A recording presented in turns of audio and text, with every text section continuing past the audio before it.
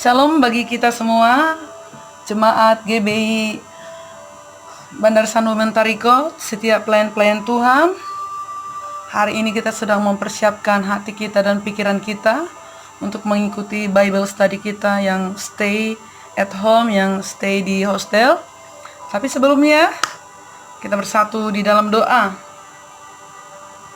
Bapa yang ajaib, Bapa yang kami sembah di dalam roh dan kebenaran, kami bersyukur ya Tuhan, dalam kesempatan yang baik ini kami kembali boleh datang kepada Tuhan. Dalam keadaan situasi apapun kami mau tetap memperkatakan Tuhan Yesus, Engkau baik, sangat baik dan teramat baik. Pada malam hari ini ya Tuhan, kami mempersiapkan waktu kami ya Tuhan untuk boleh mendengarkan renungan firman Tuhan. Kami tahu Bapa, di tengah-tengah keadaan situasi yang seperti ini Bapa, kami mau tetap memperkatakan, kami senantiasa menghauskan kebenaran firman Tuhan yang akan senantiasa ya Tuhan menuntun, memulihkan setiap kehidupan kami. Dengan hati yang bersuka cita ya Tuhan, kami menyiapkan hati kami dalam nama Yesus Kristus. Haleluya. Amin. Salam bagi kita semua, sahabat-sahabat Kristus, jemaat GBI Mentarikot Bandar Sunway. Senang sekali dalam kesempatan yang baik ini, dimanapun kita berada, kerinduan hati saya semuanya kita tetap bersemangat, bahkan kita berdoa supaya keadaan ini cepat berlalu, sehingga kedepannya kita boleh bersama-sama menikmati kebaikan Tuhan di dalam rumah Tuhan di gereja kita. Baiklah sahabat yang terkasih, yang menjadi renungan kita pada malam hari ini, saya ambil dari 2 Tesalonika 3 ayatnya yang ke-9 sampai 15. Sekali lagi 2 Tesalonika 3 ayat yang ke-9 sampai ke-15. Demikian firman Tuhan, saya bacakan untuk setiap kita. Bukan karena kami tidak berhak untuk itu, melainkan karena kami mau menjadikan diri kami teladan bagi kamu, supaya kami ikuti. Sebab juga waktu kami berada di antara kamu, kami memberi peringatan ini kepada kamu, jika seorang tidak mau bekerja, janganlah ia makan. Kami katakan ini karena kami dengar bahwa ada orang yang tidak tertib hidupnya dan tidak bekerja, melainkan sibuk dengan hal-hal yang tidak berguna. Orang-orang yang demikian kami peringati dan nasihati dalam Tuhan Yesus Kristus, supaya mereka tetap tenang melakukan pekerjaannya dan dengan demikian makan makanannya sendiri. Dan kamu saudara-saudara, janganlah jemu-jemu berbuat apa yang baik. Jika ada orang yang tidak mau mendengarkan apa yang kami katakan dalam surat ini, tandailah dia dan jangan bergaul dengan dia supaya ia menjadi malu. Tetapi janganlah anggap dia sebagai musuh, tetapi tegurlah dia sebagai seorang saudara. Sahabatku yang terkasih, tulisan daripada Paulus yang disampaikan kepada jemaat di Tesalonika sedang mengingatkan supaya kita menjadi pribadi yang hidupnya benar dan menjadi teladan. Nah, mendengar perkataan hidup benar dan menjadi teladan ini seolah-olah sangat sulit kita pikirkan. Bahkan tidak hanya sulit kita pikirkan, tetapi sangat sulit kita kerjakan. Sangat sulit kita menjadi teladan di dalam kehidupan ini.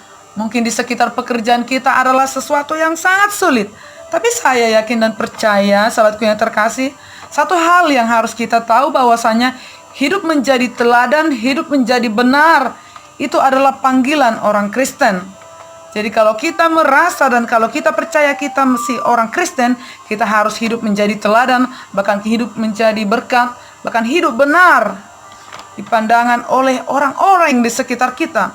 Karena kita harus tahu, sekalipun saat ini kita masih operator, kita masih bawahan, kita hanya menjadi seorang pekerja di kilang kita, tetapi hidup kita itu harus betul-betul terpanggil menjadi seorang teladan, menjadi seorang berkat, memiliki disiplin yang tinggi, bahkan hidup berkualitas. Sejatinya itu harus di situ loh. Berkat, teladan, berkualitas, bahkan berdisiplin tinggi. Itulah sejatinya kita sebagai orang Kristen.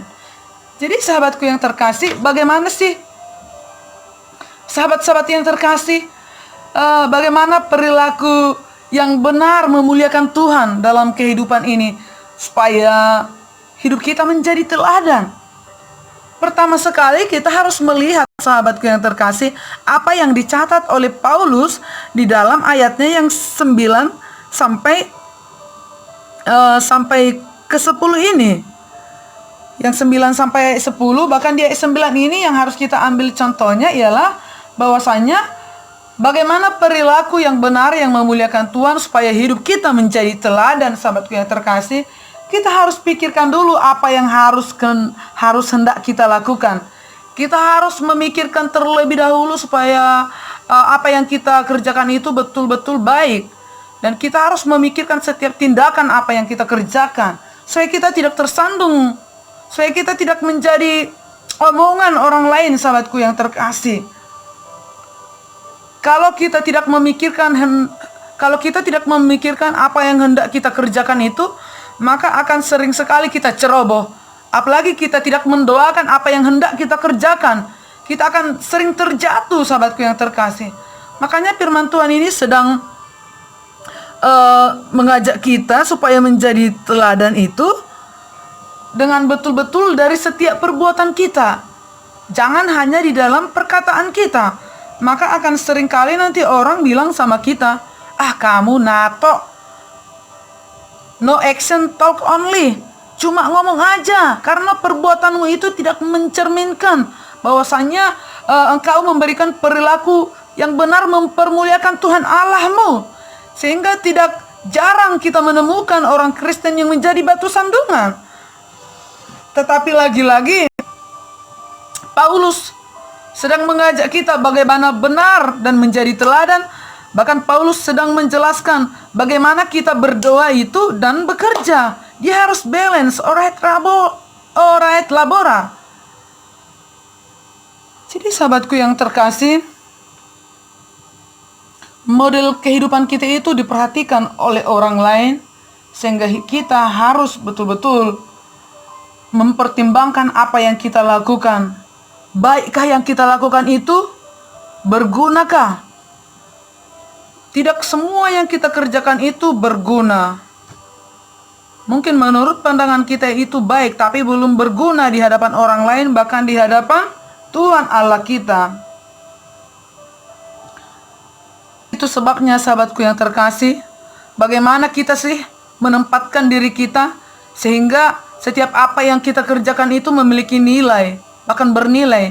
Bagaimana kita menempatkan posisi kehidupan kita dimanapun kita berada, tetapi setiap apa yang kita kerjakan itu memberikan dampak dan bernilai bagi kita, bernilai bagi orang lain, dan sangat bernilai dan berkenan di hadapan Tuhan. Jadi sahabatku yang terkasih, bagaimana perilaku yang benar mempermuliakan Allah sehingga kita menjadi teladan. Satu hal yang harus kita ingat, kita harus memikirkan dulu apa yang akan hendak kita kerjakan. Bahkan kita harus berdoa dulu terlebih dahulu, sehingga apa yang kita doakan itu nanti akan tersalurkan lewat pikiran kita, bahkan tersalurkan lewat tindakan nyata kita, sehingga kita menjadi berkat, sehingga orang tidak tersandung dengan perbuatan kita. Nah, yang kedua, sahabatku yang terkasih, bagaimana perilaku yang benar mempermuliakan Tuhan supaya kita menjadi teladan. Tadi di ayat 10 ini dikatakan, jika seorang tidak mau bekerja, janganlah ia makan. Nah, saya mau jelaskan di sini bahwasanya kalau kita mau menjadi benar dan menjadi teladan, sahabatku yang terkasih, kita harus bekerja. Dalam Alkitab dikatakan bahwasanya yang tidak bekerja tidak layak makan. Dalam bahasa Portugisnya dikatakan naso carejo tung naso boy mangan. Ya, begitulah dalam bahasa Portugisnya ya. Kita yang mengerti paham-paham lah. Nah, kita harus tahu loh, sahabatku yang terkasih, bahwasanya kalau kita ingin menjadi benar dan ingin menjadi teladan, kita harus tahu bekerja itu adalah panggilan Kristen. Bekerja itu adalah sesuatu kesaksian bagi hidup kita. Bagaimana kita mau bersaksi kepada orang lain tentang perbuatan Tuhan dalam kehidupan kita, kitanya tidak mau bekerja. Jangan dong kita jadi tersandung gara-gara orang lain Jangan saya mau pelayanan tanpa bekerja, ya tidak bisa seperti itu. Jadi kita harus giat bekerja, giat pelayanan seperti itu. Kalau mau hanya terus kita rindu, contohnya seperti ingin pelayanan besar seperti itu, tapi kita tidak ada niat bekerja, tidak berupaya supaya menjadi hebat, tidak bisa. Itu namanya konyol. Itulah sahabatku yang terkasih, betapa sangat perlunya kita mengikut sertakan Yesus dalam setiap kehidupan kita. Sehingga setiap apa yang kita kerjakan itu berbuah manis loh sahabatku yang terkasih. Karena sebagai orang Kristen, sebagai orang percaya, ketika kita ada dalam posisi sebagai pekerja, kita juga harus bekerja dengan kejujuran yang tinggi, dengan hati yang rela, sehingga tidak heran akan hal-hal yang hebat pun datang kepada kita. Kita diangkat jadi dari operator, kita diangkat jadi supervisor, kita diangkat jadi trainer, jadi leader. Itu harus menjadi kemungkinan yang hebat bagi hidup kita. Karena kita yakin dan percaya, sahabatku yang terkasih, Tuhan akan memberikan kemungkinan kepada orang yang mau berusaha. Soal besar, kecil, atau besar itu relatif. Tetapi Tuhan memberikan jalan kepada setiap orang yang mau berusaha. Karena bekerja itu adalah panggilan bagi hidup kita. Bagaimana kita mau makan kalau kita tidak mau bekerja, sahabatku yang terkasih. Jadi pada saat ini, sesiapa kita yang terpanggil masih bisa bekerja, sahabatku yang terkasih. Mari kita bekerja dengan kerelaan hati. Jangan karena diberikan OT yang banyak kita mengeluh lah, badan saya penat, saya tidak bisa bekerja lah. Tiba-tiba tidak ada OT, kita pun meraung-raung, kita bersungut-sungut. Lagi-lagi sebagai orang Kristen, di mana sejati kita sebagai orang yang masih dipercayakan banyak hal, mari kita pergunakan waktu ini dengan sebaik mungkin. Karena akan ada nanti saatnya, sahabatku yang terkasih, kesempatan itu tidak ada lagi. Kita yang diberi tubuh yang maksimal, kita yang diberi tubuh yang sehat, mari kita bekerja dengan giat. Jangan sampai orang cacat mempermalukan kita loh, sahabatku yang terkasih. Jadi kita harus mengerti, sebagai orang Kristen yang sejati, kita dipanggil untuk bekerja. Tenaga, pikiran, waktu kita, untuk pekerjaan kita, untuk pelayanan kita, kita pun harus berbagi dengan baik, dengan balance, sahabatku yang terkasih. Jangan kerja aja terus, tidak pernah memberikan waktu untuk ibadah. Ibadah 1 bulan tapi tidak mau bekerja. Mau makan apa seperti itu? Itulah sahabatku yang terkasih, betapa pentingnya kita meminta hikmat kepada Tuhan lewat doa kita. Jadi sahabatku yang terkasih, teruslah menjadi hidup benar dan menjadi teladan lewat tindakan kita yang pertama sekali, baru lewat bagaimana kita bekerja. Kita harus bekerja, kita harus cakap. Jangan seperti yang saya katakan tadi, jangan sampai orang cacat mempermalukan kita. Kalau kita melihat di luar sana, sahabatku yang terkasih, saya sangat tertegur dengan penulis lagu Ku Berbahagia, Yakin Teguh. Tahukah sahabatku yang terkasih, pelantun atau penulis lagu ini adalah seorang yang cacat, dia tidak bisa melihat, namanya Fani. Sekalipun dia buta, tetapi dalam kisahnya dia pernah menuliskan lagu 8.000 lagu atau 800, tetapi yang terjual itu setengah dari lagunya itu laris, sahabatku yang terkasih. Tetapi dia seorang yang buta.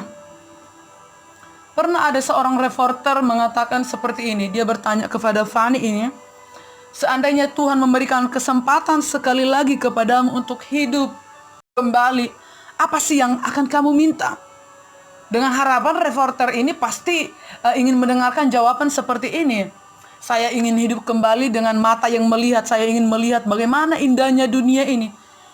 Tapi tahukah sahabatku yang terkasih, apa yang diberikan oleh Fani ini? Jawabannya kepada reporter.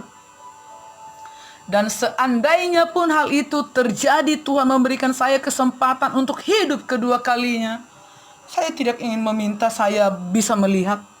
Kerinduan hati saya Saya mau tetap dicintai Tuhan. Saya mau tetap mencintai Tuhan.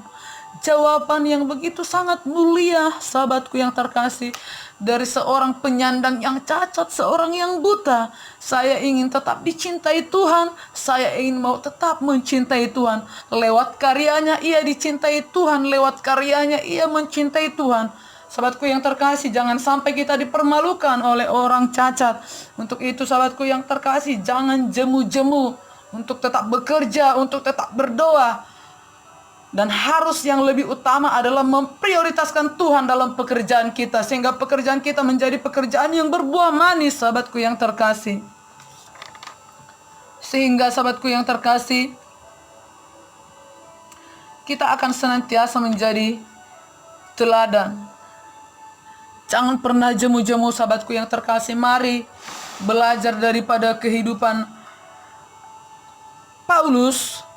Dia telah menjadi teladan bagi setiap kita. Bahkan dia mengatakan bahwasanya ikut bukan karena kami tidak berhak untuk itu, melainkan karena kami mau menjadikan diri kami teladan bagi kamu, supaya kamu ikuti.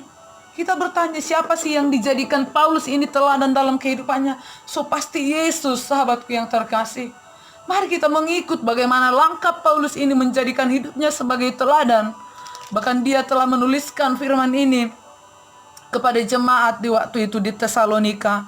Firman Tuhan ini tidak hanya disampaikan kepada jemaat yang di Tesalonika, tetapi saya yakin firman ini juga disampaikan kepada jemaat GBI Bandar Sanwe Mentarikot, sehingga kita hidup menjadi benar dan hidup menjadi teladan. Dan kita bisa hidup berperilaku yang benar untuk mempermuliakan Tuhan kita. Sekali lagi, mari kita terus memikirkan apa yang harus hendak kita lakukan. Bahkan mendoakan sebelum kita memikirkan dan sebelum kita bertindak. Bahkan sahabatku yang terkasih, mari kita terus bekerja dengan giat, tidak jemu-jemu. Karena bekerja itu adalah panggilan bagi orang Kristen. Kalau kamu ingin menjadi berkat, ingin menjadi teladan, kamu harus bekerja. Sehingga lewat pekerjaanmu, itu akan menjadi kesaksian yang hidup bagi dirimu, bagi orang lain, bagi keluargamu, bahkan bagi setiap orang yang ada di sekitarmu. Tetaplah jadi berkat, tetaplah jadi teladan. Shalom bagi kita semua. Tuhan Yesus memberkati. Haleluya.